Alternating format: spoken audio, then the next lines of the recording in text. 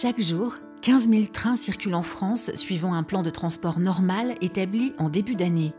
Pendant le confinement, les directives gouvernementales ont été appliquées pour adapter le plan de transport à 6% de la circulation habituelle, soit environ 2650 trains par jour.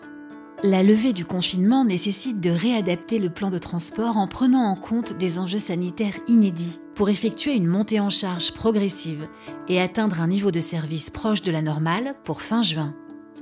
Près de 80% du matériel roulant, tel que les locomotives, les rames voyageurs ou les wagons fret, est resté garé durant toute la période de confinement. Ils ne sont donc pas forcément à leur emplacement habituel.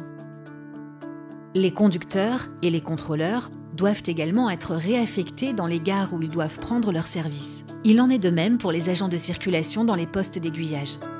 Il y a donc un travail important de remise en place à réaliser pour une reprise du trafic dans les meilleures conditions.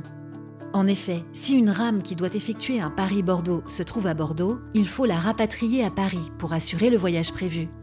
Ce travail de logistique est effectué par un gestionnaire de moyens. Il a pour mission de s'assurer à chaque instant que toutes les ressources sont bien en place. Et comme un train ne peut circuler sans un conducteur et contrôleur à son bord, il faut aussi que ceux-ci soient bien présents dans la gare de départ. Si ce n'est pas le cas, le gestionnaire de moyens achemine une navette pour leur permettre en temps voulu d'être présents au point de départ. Pourquoi une reprise progressive ?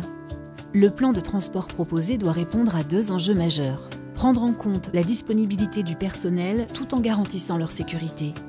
Garantir une distanciation physique et l'application des règles sanitaires en gare et à bord pour la sécurité des voyageurs.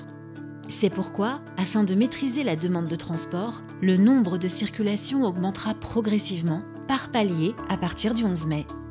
Pour l'activité Transilien et TER, du 11 au 24 mai, 50% de l'offre proposée entre 6h et 22h. À partir du 25 mai, 75% de l'offre. Et fin juin, une offre avec un niveau proche du nominal. Pour l'activité TGV, 30% de l'offre sera proposée à partir du 11 mai.